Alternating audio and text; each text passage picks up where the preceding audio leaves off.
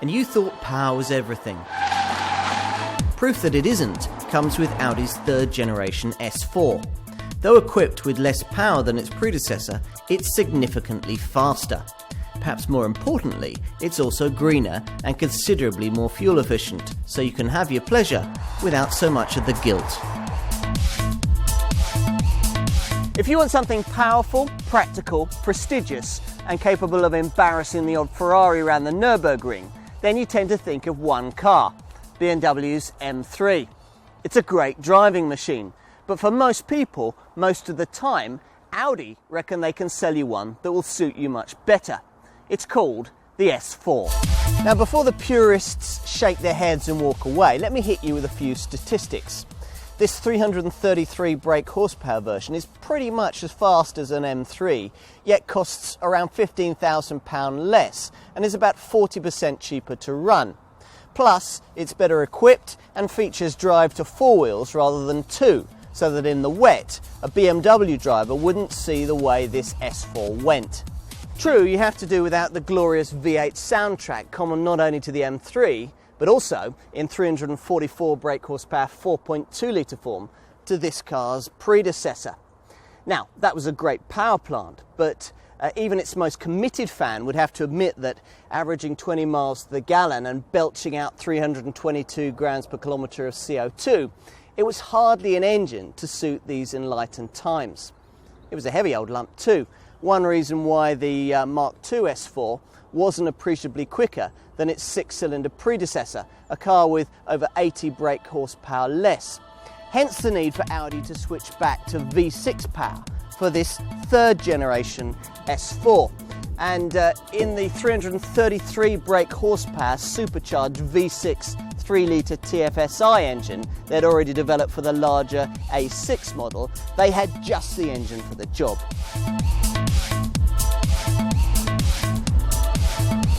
The first thing to say is not to worry about the 11 brake horsepower drop in power over this car's predecessor. The 20 kilogram weight saving that this model enjoys over the Mark II version more than compensates, enabling this S4 to deliver a 0 to 62 mile an hour sprint time of 5.1 seconds. That's over half a second quicker than the previous version, and all but matches BMW's far pricier V8 M3. More tellingly, the 50 to 75 mile an hour overtaking increment is dispatched in just 4.4 seconds, which is very fast indeed. As with most German cars of this kind, maximum speed is restricted to 155 miles an hour. But if you took the restrictor chip out of the engine, you could probably easily top 180 miles an hour given a deserted stretch of Autobahn. But I haven't got to the best bit yet. Traditionally, fast Audis were always fast, but they were never as satisfying to drive as they should have been. That's all in the past now, as Mark II RS4 and the R8 supercar models have proved. This quick four-wheel drive Audi takes a typical Vorsprung durch Technik approach to driver satisfaction, mainly due to its clever sport differential, which is able to vary the amount of torque being sent to each driven wheel. Let me explain. In most quality cars, enter a bend too fast and you've got an ESP stability control system that will brake the inner wheels to pull the vehicle back into shape. Now with here it's a bit different. Go into a corner too fast and the sport differential instead sends power, extra power to the outer wheels, enabling the car to be pulled around the corner. Now the result is a smoother, quicker and less obtrusive way of exiting a bend. So that's one part of it.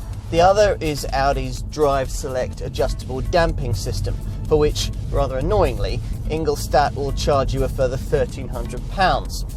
It's a box you'll need to tick though, because it's an essential part of the S4 driving experience. Now this system enables you to select from basically three modes. You've got Comfort, Auto and Dynamic, or you can set your own individual preferences. Now, as well as sharpening up or softening the suspension, these remap the throttle characteristics and sharpen the transmission change points. Plus, the package includes a wonderfully direct dynamic steering system. Most importantly though, Drive Select changes the way that the Sport Differential reacts, enabling, for example, in dynamic mode, the determined hooligan to get this car tail out, almost M3 style, most un-Audi-like. Now, even if it didn't have all this high-tech trickery, this car would still feel inherently sharp. This is thanks in part to the way that Audi has been able to mount the V6 further back in the engine bay for a 60-40 front to rear weight distribution that now sees more of the mass residing behind the line of the front axle for a better balance. So you feel quite comfortable throwing this car around a bit if the mood and the circumstance are right, safe in the knowledge that body roll is well controlled, and you'll almost certainly run out of courage before it runs out of grip.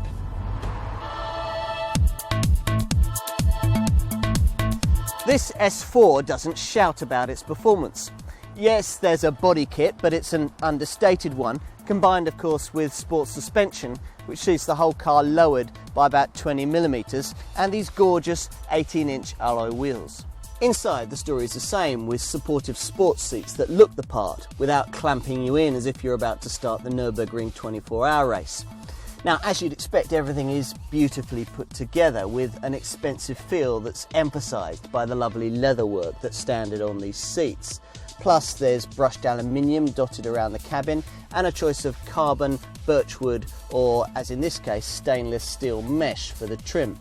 And of course, this is an inherently practical performance car with class-leading interior space, especially for rear seat passengers who get decent amounts of head and shoulder room, though legroom might be slightly at a premium for taller people stuck behind lankier drivers. Luggage capacity is another S4 virtue.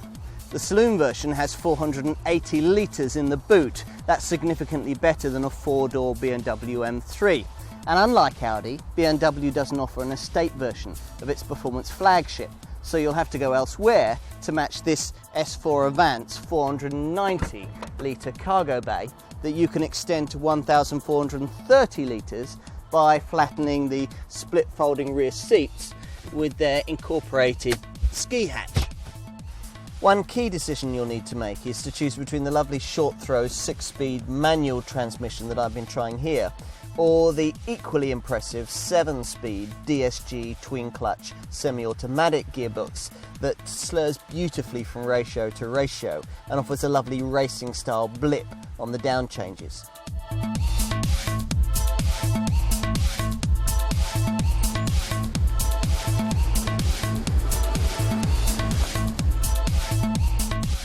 Now, list prices suggest that your S4 will cost from around £35,000, with a £1,400 premium if you go for the S4 Avant version that I've been trying here.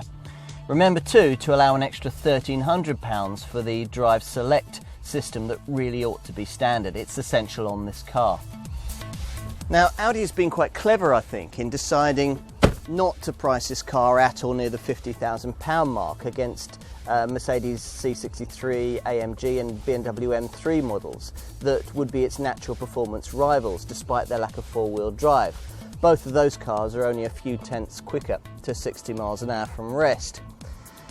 Instead, Audi has chosen to pitch the S4 really closer to lesser models from both of its two main German rivals, cars like BMW's 335i or Mercedes C350. Both of which are not only slower and have only two-wheel drive, but lack this Audi's high-tech performance focus. In fact, you could make more of a case for something like Vauxhall's four-wheel drive Insignia VXR, but that's still £31,000 and isn't quite as quick. Whether you choose saloon or Avant models, equipment levels include most of what you'd expect for this kind of money. Familiar S model features include these aluminium look door mirrors. You also get Xenon Plus headlights with LED daytime running lights here, LED tail lamps, plus black painted brake calipers with the S4 logo. And this being Audi, you can of course spend a fortune on the options list with lovely features like this panoramic glass sunroof. Now, we don't normally think of supercharged engines as being especially frugal, but the 29.1 miles to the gallon combined fuel consumption return of this 3-litre TFSI unit is impressive for a car of this performance. After all, you'd struggle to get 20 miles to the gallon in an M3 or a C63 AMG. The average 30% improvement that this S4 enjoys in running costs over its predecessor is also maintained by a CO2 emissions figure of 225 grams per kilometre, which is miles better than its rivals. The Group 18 insurance figure is impressive too.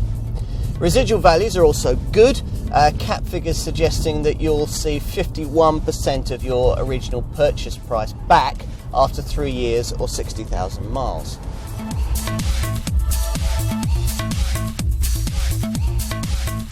BMW and Mercedes say that you've to pay at least £50,000 for a car with shattering 5-second rest to 60 performance, and that such speed must be accompanied by crippling fuel consumption and appalling tax-heavy emissions. Audi say different, wheeling out this S4 as perfect proof. Now, here's a car that I think makes perfect sense in such a wet country as ours, with four-wheel drive traction and a whole raft of electronic safety measures, making it feel effortlessly secure, and with fewer of the heart-in-the-mouth moments that tend to accompany a combination of big power, damp roads, and an enthusiastic approach. That's not to say that the S4 is a fuddy-duddy that's forgotten how to entertain. Learn to drive the car properly and you'll be able to use more of that power, more of the time, than you ever thought possible. It's so addictive that only the realisation of quite how much Optimax unleaded you burnt per session can possibly quell the temptation to repeat ad infinitum. Overall, the best advice we can give is that if you're thinking of buying a BMW M3, or possibly even splashing out on Mercedes C63 AMG or Lexus ISF, this is an alternative you must try. If common sense prevails once you have, then it'll be a hard car to ignore.